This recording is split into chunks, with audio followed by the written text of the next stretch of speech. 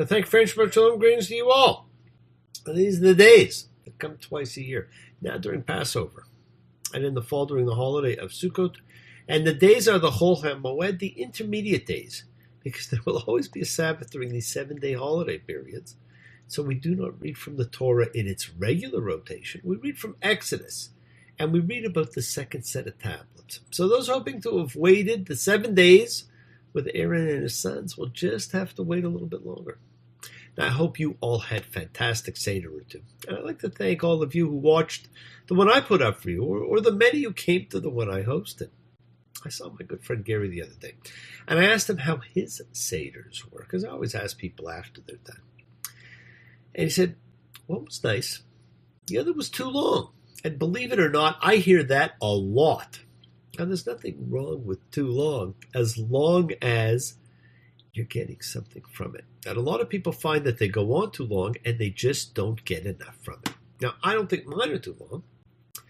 And I had a lot of people asking great questions. And it is a time for question asking, and not just the questions that are read that night. I don't read anything actually that night. When people ask it, it's because they were inspired to think. And they realized they had more questions than answers, but did not know how to ask. Keep asking the questions, my friends. The answers will always come. And it is inspiring to see so many people of all levels of belief participate and share and learn together.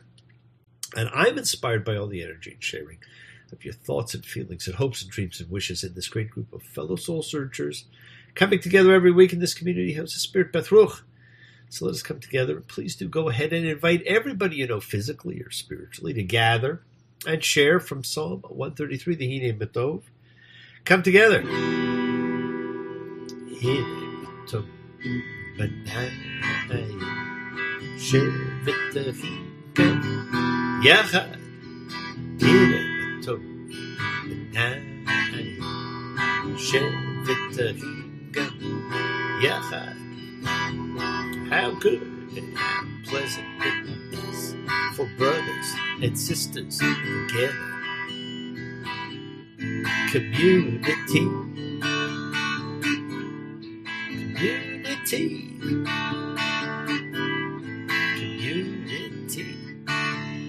Together. Well, we are a community together, my friends. We are the circle of life connected to everything in creation. We're in the midst of one Freedom Festival, and also at the beginning of the other festival, the Freedom Easter, named for spring. And of course, the two holidays together are about freedom for everyone. One represents freedom from fear and the other freedom from sin. And remember, freedom, if nothing else, is your ability to be you. And what a great thing that is to be. And as we approach the end of the festival of unleavened bread, we get ready to do what's known as a public Yizkor, or remembrance service. And that is to help elevate and free the spirit and the souls of the departed. And we will do that in just a moment or two. Being free is a time that signals healing. So let us send out healing energy to all who need it. For Renata, for Cardinal, Tony, Melissa. Think of those that you know, for them, for everyone, for all of you. For love, for renewal, the kindness, healing, wishes, goodwill, and love that you all send out circles the world, finding those in need of help and healing. So thank you, each and every one of you. Continue to send out all the energy that you can. Me, Sheberech, Evotenu, Makor HaBracha, Limotenu. May the source of strength bless the ones before us. Help us find the courage to make our lives a blessing. The renewal of body, the renewal of spirit. Let us say, Amen. Mishaberach, let us all, every one of us, have our spirits healed and renewed. Now, one of the wonderful things about the festival of unleavened bread, or Passover, it's more commonly refer to, and Easter is that it is a time of people's renewal of their belief in spirit, in hope and promise, in this higher sense of self, the ability to do anything, to be anything, to reach all heights, to strive for their personal freedom as they overcome the chains of personal servitude. And the renewal in belief is an extremely powerful thing, my friends. We all have it. We all feel it. They ask me how I feel and if my love is real and how I know I'll make it through. They look at me and frown. They'd like to drive me from this town. They don't want me around, 'cause I believe in you. I believe in you, even through the tears and the laughter. I believe in you, even though we be apart. I believe in you, even in the morning after. Oh, when the dawn is nearing. Oh, when the night is disappearing. Oh, this feeling still here in my heart. We have to hold on to our sense of belief. Do not give up your sense of belief, my friends, in whatever it is you choose to believe in, as long as you also believe in yourselves. Now, as I said, the last day of Passover is one of the times of the year to do Yizkor. It doesn't have to be the last day, but it just generally tends to be. The public mourning. Now, the word Yizkor means to remember. And it refers to a special prayer said on behalf of family members and others who have passed. It is an opportunity for living relatives to have an elevating spiritual impact on the soul of the departed loved one. For the person saying Yizkor, it can be a very important reflective moment. It originally was said only once a year, Yom Kippur, but now it is said 4 times a year. Yom Kippur and the 3 gathering festivals of Passover, Shavuot, and Sukkot. Now, Yizkor can be recited on behalf of any relative, though people are most often saying it on behalf of those for whom Kaddish is said. Parents, children, siblings, and spouse. Although the Yizkor service is brief, you will often see all the congregants, other than those who will be saying Yizkor, get up and leave the synagogue while it's said. Now, it's not a requirement, and you can still participate, even if just to honor those you want to say a remembrance for. Now, it's also not necessary to be done in a synagogue as part of a service. Anyone can at any time say Yizkor privately at home. The honoring and remembering of anyone sends energy out to the universe. It is actually something we often do. It is a remembrance, and we're often remembering people. We remember them. It's the rising of the sun that's going down, we remember them. The blowing of the wind and the chill of winter, we remember them. At the opening of the buds and the rebirth of spring, we remember them. The blueness of the skies and in the warmth of summer, we remember them. The rustling of the leaves and in the bounty and beauty of autumn, we remember them. At the beginning of the year and when it ends, we remember them. As long as we live, they too will live, for they are now a part of us as we remember them. When we're weary and in need of strength, we remember them. When we're lost and sick at heart, we remember them. When we have joy that we crave to share, we remember them. When we have decisions that are difficult to make, we remember them. When we have achievements that are based on theirs, we remember them. As long as we live, they too will live, for they are now a part of us as we remember them. Now, friends, there are 2 parts to the traditional Yizkor. There's a brief prayer for the departed, and there's some kind of a commitment to give charity or tzedakah on behalf of the deceased person's soul. That can be a monetary donation, or quite often it can also be a commitment to donate time to a charitable cause. Now, you may also notice that it's very common for people who do not regularly attend synagogue to do so in order to participate just in the Yizkor service, because they know the 4 times a year it is. And I've been asked if this is hypocritical, since these same people do not appear to come out at other times. Well, first and foremost, people should mind their own business and not monitor how often somebody else goes to pray. We are each different, and we each observe in our own ways, and a non-communal, quiet, personal way is as good as any other. Now, I tell those who ask, there's nothing hypocritical about this. In fact, the effort to say Yizkor, it's a beautiful statement of respect for the departed. For people who are not familiar with the prayer service, who may not read Hebrew, there are always people ready to help one learn how to say Yizkor when you go to into a service. It's a time to honor the members of your family, of your community, those you knew, those you heard about, those whose paths you never crossed, and the martyrs and freedom fighters of history. To honor and to elevate the spirits of them all, because it's all about the elevation of their spirits. Judaism does not spend a lot of time talking about the afterlife. Most people get most of their knowledge of it from movies. It's been an important part of the study of Judaism, but not disseminated well. It's still primarily in the realm of rabbinic studies of the mystical parts of Judaism, and had a large following and writing in the Middle Ages. Now, we come into this world composed of 3 parts: the body, the personality, and the soul, each with a different time frame of existence. Now, the essence of every human life is the soul. After death, the soul lives on. Yizkor is about life, death, and eternity, about the core mission we all share to bring light, life, kindness, and goodness into this world, but the unequaled bond and timeless connection between you and someone you loved, and still do. Yizkor is far more than a ritual or prayer. It is a gift from your soul in this world to the soul of your loved one in the next world. Each of us has a blend of physical and spiritual, body and soul. The Hebrew word for soul is neshama, and it comes from the word meaning breath.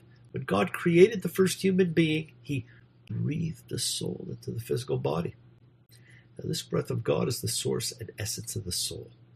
There's a circular relationship between us and God, as God's out-breath is our in-breath, and our out-breath is God's in-breath. Throughout our life, day in and day out, we're all confronted with interests, urges, and inclinations that are entrenched in the body and the soul. The body's interested in physical pleasures, while the soul is interested in deeper pleasures like meaning, helping, making a difference, and ultimately, spiritual connection to God. Judaism does not relate to the body and the enjoyment of the physical pleasures as inherently bad, as many other religions do. At the same time, Judaism does not view the soul in the realm of the spiritual as the exclusive domain in which to live life. The Torah teaches us that people are created in the image of God. And this means that just like God breathes spiritual life into an inanimate physical body, in a sense, we can do a similar thing. We do not run away from the body, we refine it. Whether it's good food, sexuality, relaxing, Judaism views life as an ongoing challenge to elevate the body and infuse the physical with the spiritual. They must work together. Now, early rabbis saw the body like a horse and the soul as the rider. Like with anything else, the question for us is, who is leading who? And in what direction? See, friends, Judaism sees life as a shared body-soul experience. The question is, which of the two is the most influential in shaping our lives at any point in time? Will one's life be primarily defined by the body while the soul is relegated to brief cameo appearances? Or will the soul be the star of the show with the body playing a wonderful supporting role? The soul that has been breathed into every one of us is a priceless gem that becomes even more refined and sparkling when we choose to live a soul-directed life. If, on the other hand, one lives more of a body-centered life, the soul atrophies. We don't exercise it, we don't work it. So to speak, and it loses much of its shine. We all know people who can fit into one or the other category. Exercise them both. That is your true health and freedom. You've just entered the period when you're working on freeing yourself. Free the soul too. See, the body is simply a vessel which decays and dies. The soul will live on. When the soul departs the body, it enters a spiritual world, which is known as Olam Haba, the world to come, where the deep pleasure of pure spirituality is infinitely more manifest than it is in the physical world. As the soul transitions into the spiritual world, it does so with both its beautiful, well-developed features and the unsightly, atrophied features it acquired in the physical world. In the world to come, the soul steps in front of the mirror of self, where it has a deep realization of everything good and meaningful it achieved in the physical world. The result is a profound experience of closeness to God. Physical and spiritual, good and evil, deep and superficial, productive and destructive. Actions that have their place in this world. In our lives, we can always grow, change, improve, and live a more soul-focused life. That is really what Rosh Hashanah and Yom Kippur are all about. Now, after death, the time for achieving this is past. What is done, nonetheless. There remains a powerful mechanism. The soul can gain new levels of elevation even after death. The living have the ability to enhance the condition of a departed soul in the afterlife.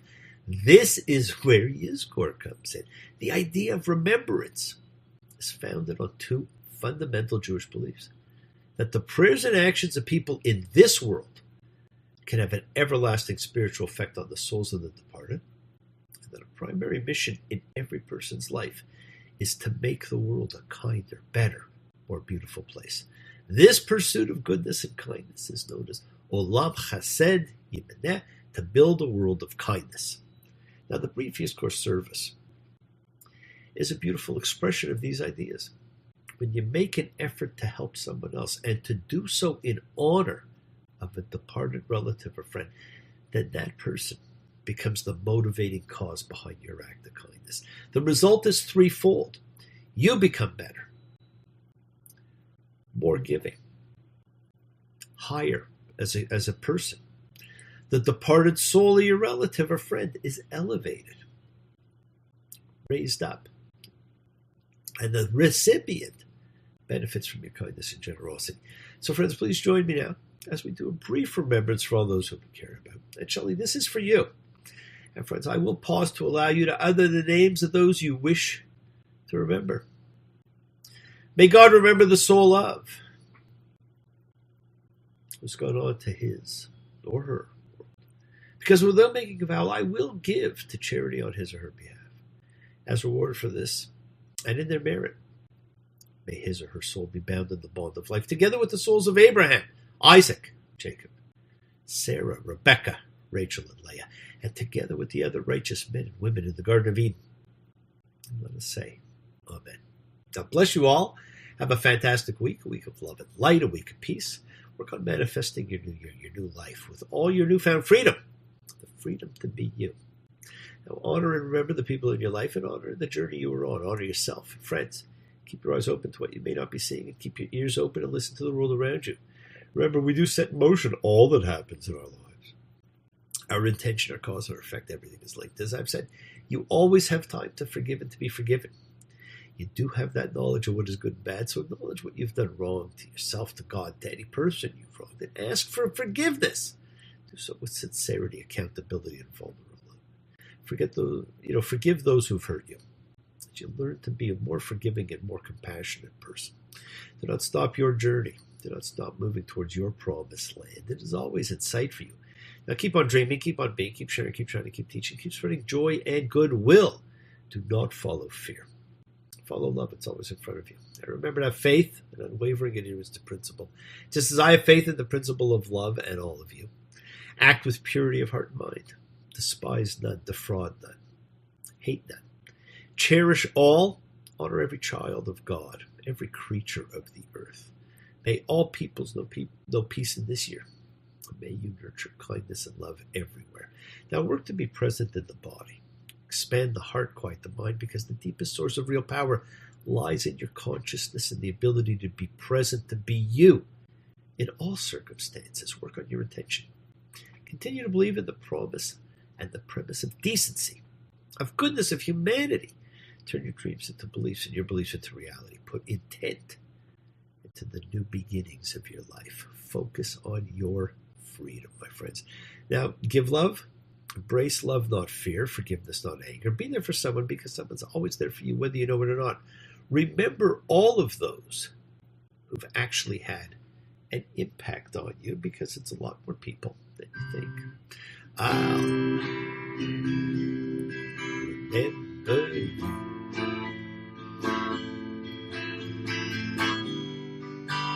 When I've forgotten all the rest, you to me were true.